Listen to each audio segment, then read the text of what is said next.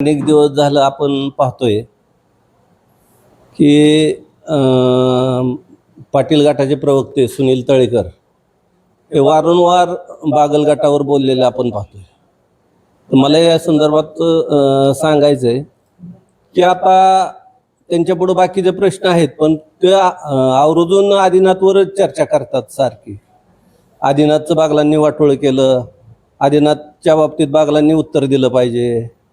तर आम्हाला एवढंच सांगायचं आहे की तालुक्यात अनेक प्रश्न आहेत. आता सध्या त्यांच्याकडे आमदारकी, त्यांच्या नेत्यांच्याकडं आता दुष्काळाचं भयानक प्रश्न तालुक्यात निर्माण झालेला आहे. दुष्काळावर बोलत नाहीत, तालुक्यातल्या विकास कामांवर बोलत नाहीत, बाकीच्या कुठल्या प्रश्नांवर बोलत नाहीत. उठलं की ते आदिनाथवर बोलतात. आदिनाथची सत्ता बी लोकांनी त्यांच्याकडे दिली. ज्यावेळेस सत्ता पाहिजे होती त्यावेळेस त्यांनी बागलांकडे मागणी केली आम्हाला सहकार्य करा म्हणून. तर आता आदिनाथ त्यांच्याकडे लोकांनी बहुमताने दिलाय. त्यांनी आता काय निर्णय घ्यायचा, आदिनाथ कसा चालू करायचा हा विषय सोडून पाठीमागच्या प्रश्नांवरती बोलतात. मला त्यांना एक सांगायचं आहे की तुम्ही आता नियोजन कसं करणार पाठीमागचं हे झालेलं, म्हणजे नियोजन आता पुढं चालू कसा करणार आहे ह्या बाबतीत त्यांनी बोलायला पाहिजे. आणि राहिला प्रश्न की त्यांनी मध्ये ॲग्रोच्या बाबतीत नेत्यांवर आरोप केले की रोहित पवारांशी त्यांचा हे झाला, काहीतरी करारात काय झालं. तुम्हाला मी सांगतो की बागलांचा, दिग्विजय बागलांचा आणि रोहित पवारांचा काही विषय नव्हता त्याच्यात. तो विनाकारण त्यांनी आरोप केलेले आहेत त्याच्यावर. आणि आम्ही कारखाना चालू अवस्थेत सोडलेला आहे. आम्ही चालू केला कारखाना, चालू करून लोकांचं 3 दिवसात लोकांचं पेमेंट केलं, वाहतूकदाराचं पेमेंट केलं, कामगारांचं पेमेंट केलं, पुन्हा काटा पेमेंट केलं, तिसऱ्या दिवशी पेमेंट केलेलं. लोकांची आमच्याकडे कुणाचीही ओरड नव्हती. त्याच्यामुळं त्यांनी आमच्यावर आदिनाथच्या बाबतीत आदिनाथ कसा सुरू करायचा लोकांच्या ह्याच्यासाठी त्यांनी सांगावं. बाकीचं प्रश्न बागलांवर त्यांनी आता विनाकारण काय झालंय माहितीये का, आता ते आमदार असून त्यांच्यापेक्षा रश्मीदीदी बागल आणि दिग्विजय बागल हे शासन दरबारी पाठपुरावा करून तालुक्यात निधीचा प्रचंड निधी आणलेला आहे, करोडो रुपयांचा निधी आणलेला आहे. आणि आता परवाची बातमी 54 लाखाची कंदरच्या उद्घाटनाची, कालची 27 लाखाची वाशिंब्याची, आणि आता नेहमीच अशी उद्घाटनं होत राहणार आहेत. ती उद्घाटनं त्या बातम्या बघून ते व्हायबल झालेले आहेत. त्याच्यामुळं त्यांना आता कुठलं तरी डायव्हर्ट करतात विषय ते. तर आता त्यांनी विकासाच्या कामावर बोललं पाहिजे ना. दहेगावचा प्रश्न आहे, रस्त्याचा प्रश्न आहे, हा नगर टेंभुर्णी, कारखानदारी आहेत, MIDC आहेत, ह्याच्यावर बोललं पाहिजे ना. बागल गटाने आदिनाथ सहकारी कारखान्याला आमदार नाना पाटील यांना सहकार्य केलं, परंतु तरी देखील बागल गटावर का टीका केली जाते? आता काय झालंय, कालच्या जिल्हा परिषद पंचायत समितीला आदरणीय जयवंतराव जगताप भाऊ, संजय मामा जगताप, सुभाष आबा असतील, आपलं संजय मामा शिंदे असतील, बागल गट असेल, सगळी एकत्र आलेली आणि विकासाला खऱ्या अर्थाने आता सुरुवात झालेली जिल्हा परिषद पंचायत समितीच्या मार्फत. त्याच्यामुळं त्यांना काहीतरी त्याची कावीळ झाल्याने दिसते. कारखान्याच्या माध्यमातून फक्त मकाई कारखान्याला जास्त सहकार्य केलं गेलेलं आणि कारखान्याचा फक्त त्यासाठी वापर केला गेलेला असंही म्हणण्यात आलं. आता त्यांनी करायला पाहिजे ना, आमदारकी त्यांच्याकडे ती जाते. आता शासन दरबारी मकाई कारखान्यासाठी वापर झालेला अजिबात नाही. आदिनाथचा कुठेही संबंध नाही. झाला असेल तर तुम्ही दाखवा. मकाई आणि आदिनाथ ह्याचे दोन्ही वेगवेगळ्या संस्था आहेत, ह्याचे दोन्हीचे बॅलन्स शीट वेगळे. त्यामुळे ह्या संस्थेचा त्याच संस्थेकडे वापर झाला असं एवढा उदाहरण देण्याचा अर्थ नाही. कागदपत्री उदाहरण दिलं पाहिजे किंवा पुराव्याविषयी बोललं पाहिजे. आदिनाथ बाबत चर्चा होत असताना मकाई सुद्धा बंद आहे.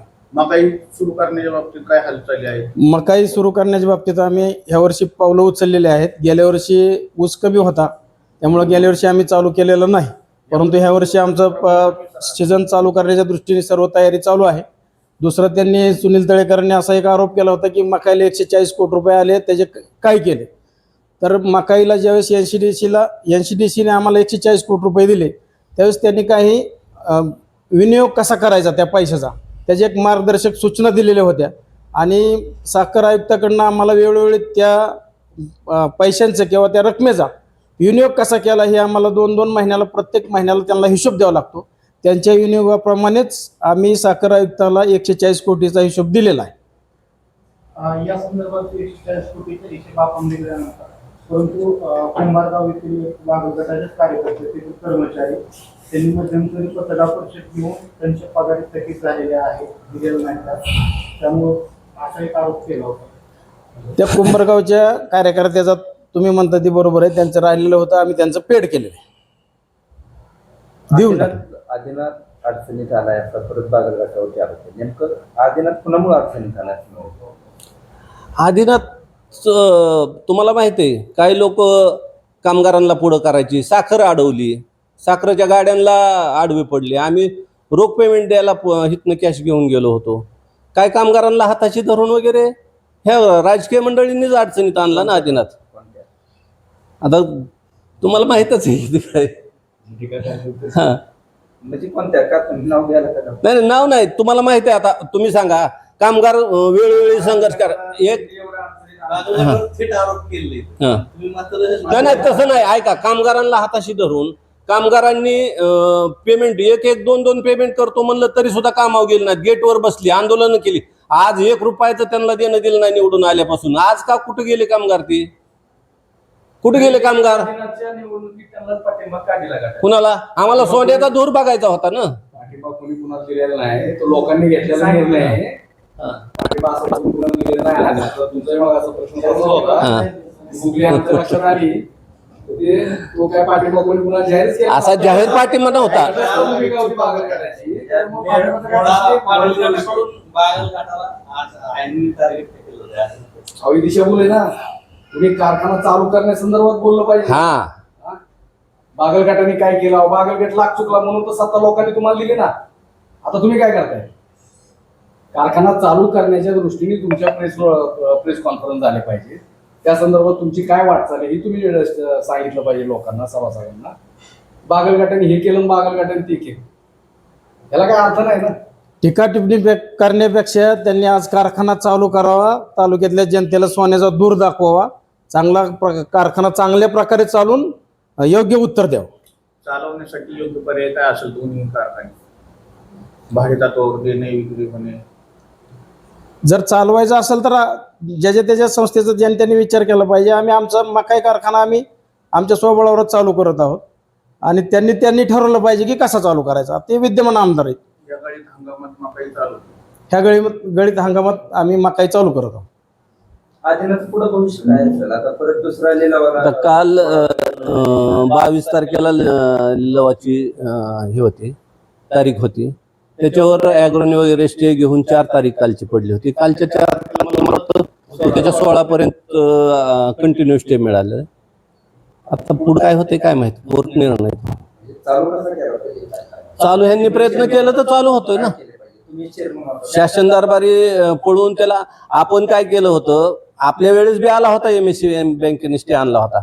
पण आपण त्यावेळेस साखर विक्री करून साखर विक्रीतनं 40 कोटी रुपये भरले होते आपण त्यावेळेस. आणि 40 कोटी भरून आपण कंटिन्यू करून घेतलं होतं. OTS मध्ये कारखाना आणला होता. 63 कोटीला आपण कारखाना OTS केला होता. तर आता तिथनं पुढचे हप्ते परत आम्ही त्या काळात भरले 40 कोटी. आणि नंतरचे जे हप्ते ते आम्ही कारखाना चालू केला. कारखाना चालू करून तुमच्या सगळ्यांच्या समोर सगळ्यांचे पेमेंट वगैरे सगळे रेग्युलर झालेले आहेत. आणि तिथनं परत प्रशासक आलं. तिथनं पुढे आमची जबाबदारी संपली होती ना. मध्यंतरी ज्यावेळी आपण सांगितलं की अज्ञात कारखाने कुठेतरी आता दादांनी सांगितलं की बागलगट चुकला, ते चुकल्यामुळे चूक काही मी मान्य केलेली नाही, मी म्हणत नाही. परंतु चुकलं असं त्यामुळे नाही. पाटील गटाकडे कारखाना दिला गेलेला आहे शेतकरी सभासदांनी. तर त्या अनुषंगाने मध्यंतरी या निवडणुकीच्या दरम्यान काय क्लिप व्हायरल होत होत्या पाटील गटात मतदान करण्यासंदर्भात काहीतरी त्या संदर्भात कोणते परत त्यांचं म्हणणं आहे की निवडणुकीच्या काळामध्ये नेत्यांनी या गटाला मतदान करावं अशा क्लिप व्हायरल होत्या. त्या संदर्भात काय? खोडसाळपणाने ते खोडसाळपणाने केलं होतं. एकत्र येऊन तो प्रकार केलेला होता. सभासदांनी स्वतःचा निर्णय मतरूपात दाखवलेला आहे ना. करमाळा तालुक्यात आदिनाथ कारखाना हा तालुक्याचं वैभव आहे. यासाठी जरी विरोधी गटाची सत्ता असली तरी एक करमाळा तालुक्याची वैभव म्हणून आदिनाथ कारखाना ठेवलं जातं. आपण सध्या आपला गट जो आहे तो सत्तेत आहे.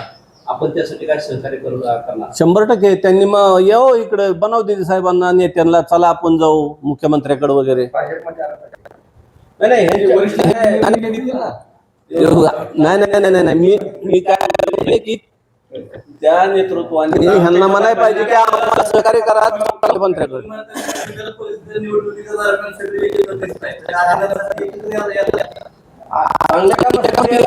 ऐका तुम्ही, नाही शासन दरबारी जायला काहीच अडचण नाही. मुख्यमंत्र्याकडे दिदी साहेब जातील, आदिनाथच्या बाबतीत सहकार्य करा म्हणून सांगतील.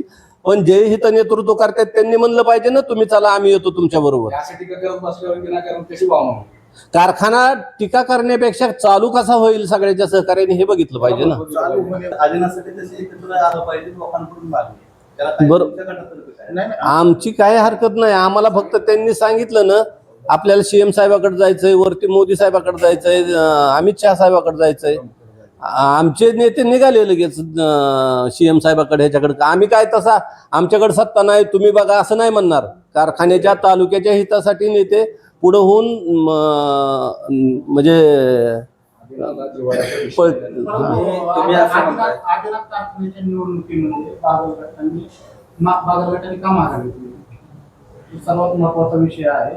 आता दादा म्हणजे की म्हणजे ते कुठं म्हणजे चुकलं नव्हतं किंवा काय नव्हतं, पण तुम्ही माघार का घेतली? तटस्थ राहिलो, माघार नव्हते. ऐका, त्याच्या अगोदर मोहिते पाटलांच्याकडे बी मिटिंग झाली होती. त्या मिटिंगला सगळे नेते होते. मोहिते पाटलांचं समोर शिएला बसवलं होतं. किती कर्ज आहे काय हे आताच्या विद्यमान बोर्डाला बी माहीत आहे. त्यावेळेस सगळं माहीत होतं. जयवंतराव जगताप भाऊ पण होते त्या मिटिंगला काय. आणि कारखान्याच्या हितासाठी, तालुक्याच्या हितासाठी सगळ्यांनी मिळून कारखान्याला सहकार्य करून म्हणजे बसून निर्णय घेऊ असं त्यावेळेस झालं होतं. आणि आज बी आमची म्हणजे आमची मानसिकता तशीच आहे की बाबा सगळ्यांनी मिळून सहकार्य करू. आज बी आम्ही तयार आहे त्यासाठी. फक्त त्या नेतृत्वाने बोललं पाहिजे ना. ते नेतृत्व तुमच्या परस्पर जाऊन मुख्यमंत्र्यांना भेटतंय. हम्म, त्यांनी स्टे बी आणला, हम्म. सांगितलं जातंय मुख्यमंत्र्यांना भेटून स्टे आणलाय.